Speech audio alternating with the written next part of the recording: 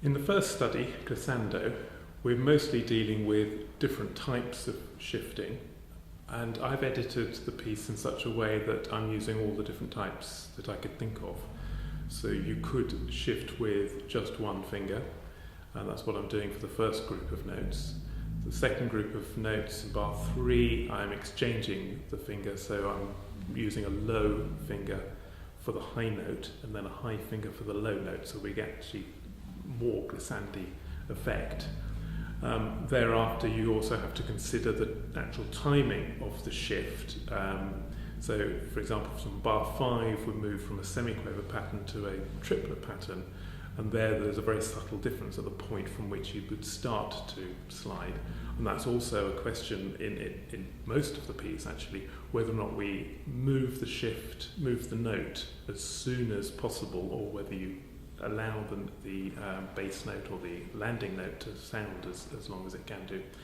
In other places, I'm exchanging as I go up from a low finger to a high finger. So, for example, in bar 13, I'm shifting from a 1 to a 2, to a 2 to 3 in 14, and so on. So we're experimenting with that type of shifting as well. We then move on to a passage which involves some harmonics, first a glissandi harmonic, and then later in bar 26, 27 we have a seemingly unrelated to glissando issue with the effects of the harmonics here. But of course glissandi is all about the weight of the finger, and so not only are you practicing the timing and so on of your shifts, but you're also having to be incredibly aware of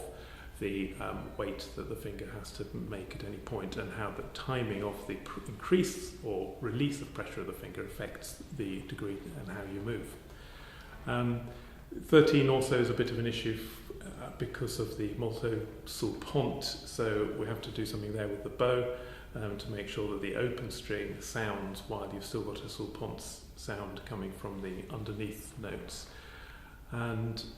otherwise, yes, to recap, it's just mostly about the timing of shifting, and